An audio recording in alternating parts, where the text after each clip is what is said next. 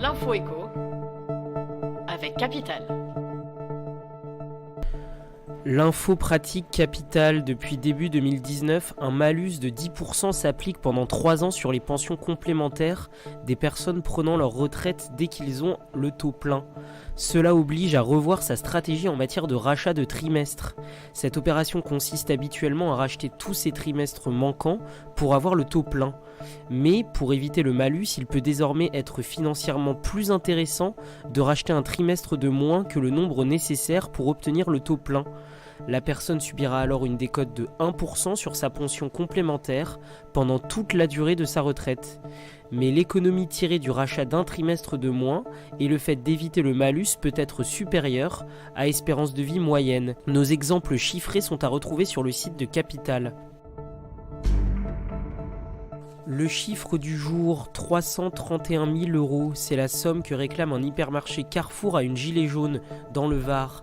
D'après le quotidien régional Var Matin, l'avocate du magasin précise que cette somme correspond à la perte du chiffre d'affaires de la journée du 16 février dernier. 120 gilets jaunes étaient alors postés sur un rond-point à proximité de l'hypermarché et avaient perturbé la circulation.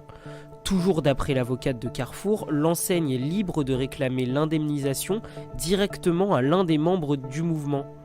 La gilet jaune attaquée pourra quand même se retourner vers les autres manifestants pour éventuellement obtenir une condamnation solidaire.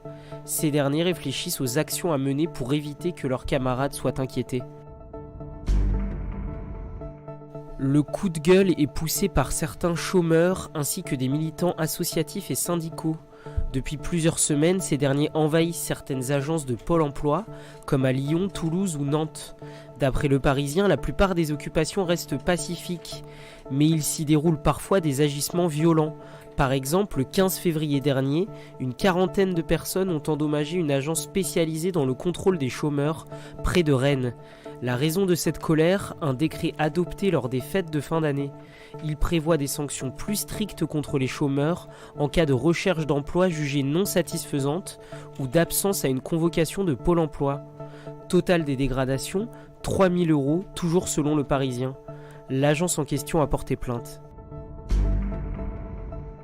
On termine avec les pensions alimentaires. Alors qu'une famille sur 5 est monoparentale, près de 40% des pensions alimentaires resteraient chaque mois impayées, selon l'agence de recouvrement des impayés de pensions alimentaires. Pour réduire les délais et soulager les juridictions, le Parlement a adopté un projet de réforme de la justice, ainsi qu'un transfert de compétences.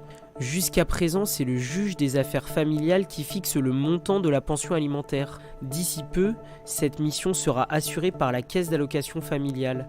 Pour cela, elle utilisera un barème basé sur l'évolution des revenus des parents. Avant la généralisation de ce nouveau système, une expérimentation est prévue dans les mois à venir dans plusieurs départements. C'était l'info éco avec Capital.